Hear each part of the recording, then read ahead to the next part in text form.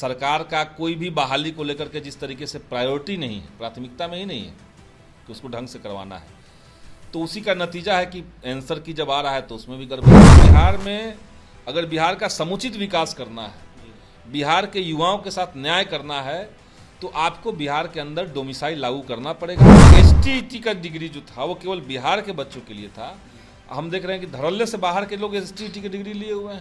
अपर मुख्य सचिव बदलते जाएंगे लेकिन रवैया नहीं बदलेगा, मंत्री बदलते जाएंगे रवैया नहीं बदलेगा, तो फिर फायदा क्या। बीपीएससी को गंभीरता अपनानी चाहिए और सबसे बड़ी बात है कि सरकार को गड़बड़ी करने वाले लोगों पर कार्रवाई करनी चाहिए। ये हम बार बार कह रहे हैं। देखिए, बिहार में थर्ड फेज की बहाली को देखते हुए, कुछ क्लासों को देखते हुए कहीं ना कहीं आंसर की जारी कर दिया गया है, लेकिन अब जाकर आंसर की को लेकर अभ्यर्थी सवाल उठा रहे हैं। छात्र नेताओं के द्वारा सवाल उठाया जा रहा है और कहा यह जा रहा है कि कई सारे आंसर की में आंसर गलत दिए गए हैं। ऐसे हमारे साथ बात करने के लिए माले विधायक संदीप सौरभ जुड़ेंगे, बात करेंगे। संदीप सौरभ जी, कैसे देख रहे हैं जिस तरीके से सवाल उठाए जा रहे हैं छात्र नेताओं के द्वारा, अभ्यर्थियों के द्वारा आंसर की को लेकर? एक कहावत है कि देर से आए दुरुस्त आए।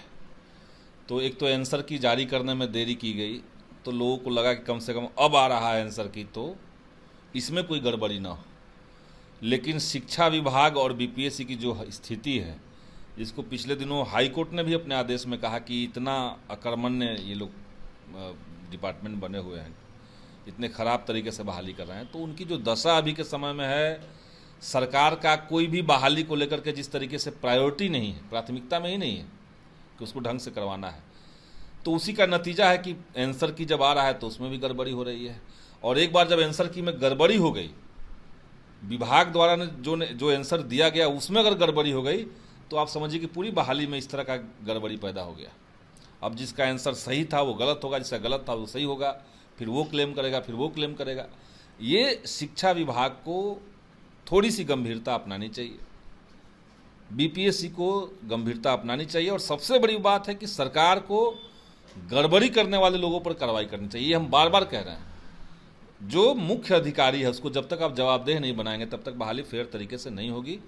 यही सरकार को करना चाहिए। संदीप सौरभ जी, ओएमआर में सुधार की मांग अभ्यर्थी कर रहे थे, लेकिन सुधार बिना किए आंसर की जारी कर देना कितना लाजमी है, कितना सही? अब उसमें सुधार तो करना चाहिए था जो गड़बड़ी थी पहले, और समय ले रहे थे तो हम लोग को लगा कि यही सब कर रहे हैं, लेकिन वो उनका तो कुछ और प्लान था। तो ये बहाली को किस तरीके से घोर मट्ठा ये लोग करना चाहते हैं वो तो सबको दिख रहा है।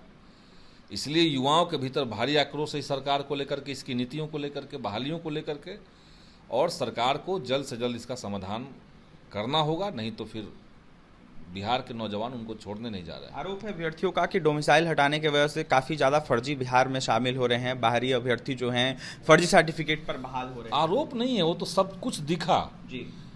टीआरई 1 में बहुत सारी सीटें ऐसी थी जहां पे ओबीसी के अंदर, एससी एसटी के अंदर, किसी और कैटेगरी के अंदर बिहार के बाहर के बच्चे शामिल थे।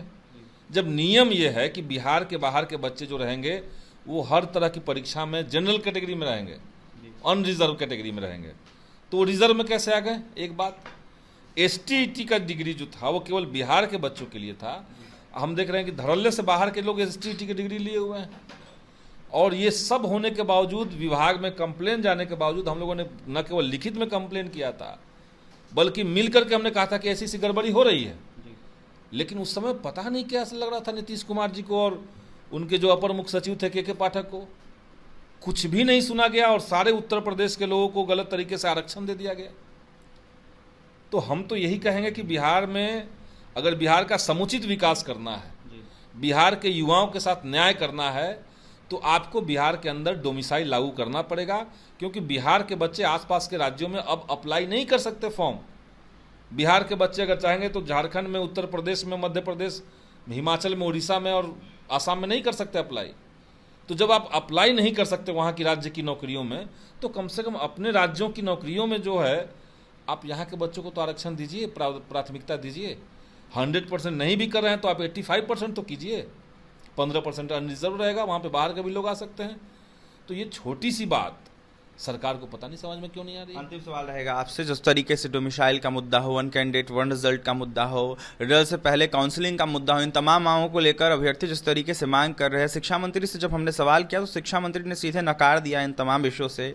कहीं ना कहीं कहते हुए वो नजर आए कि जिस तरीके से जो फर्स्ट फेज की बहाली से प्रावधान चलते आया है वही लगातार चलेगा, इसमें कोई बदलाव नहीं होगा? फर्स्ट फेज की बहाली के बाद अभी जो रिसेंट में हाई कोर्ट ने थप्पड़ मारा सरकार को, एकदम जबरदस्त डांट पिलाई, तो क्या उस गलती को भी फिर दोहराएंगे आप कह रहे हैं कि फर्स्ट फेज में जैसे हम किए वैसे ही करेंगे, तो फर्स्ट फेज में आपकी जो प्रक्रिया थी बहाली की उस पर तो कोर्ट ने सवाल उठाया और बहुत ही डांट करके सवाल उठाया, तो हम भी तब भी वही गलती करेंगे। तो गलती से अगर कोई सरकार सीखना ही नहीं चाहे, कोई विभाग सीखना ही नहीं चाहे, अपर मुख्य सचिव बदलते जाएंगे लेकिन रवैया नहीं बदलेगा, मंत्री बदलते जाएंगे रवैया नहीं बदलेगा, तो फिर फायदा क्या है? जी देखिए, मंत्री बदलेंगे रवैया नहीं बदलेगा तो फायदा फिर क्या है? ऐसे में अभ्यर्थियों की मांग जायज है, डोमिसाइल को लेकर मांग हो या फिर जिस तरीके से त्रुटियां आ रही है उन तमाम त्रुटियों को देखा जाए तो काफी ज्यादा विसंगतियां है, त्रुटियां है और इसमें सुधार की जरूरत है। माले विधायक संदीप सौरभ जमकर थर्ड फेज की बहाली को लेकर निशाना साधते हैं, ऐसे में फर्स्ट फेज की बहाली को लेकर भी सवाल उठाते नजर आ रहे थे, सेकंड फेज की बहाली को लेकर भी सवाल उठाते नजर आते हैं, साफ कहते हुए नजर आते हैं काफी ज्यादा फर्जीवाड़ा हुआ है और डोमिसाइल बहुत ज्यादा जरूरी है बिहार के लिए। और भी तमाम खबरों के लिए बने रहें हमारे साथ। बहुत बहुत धन्यवाद।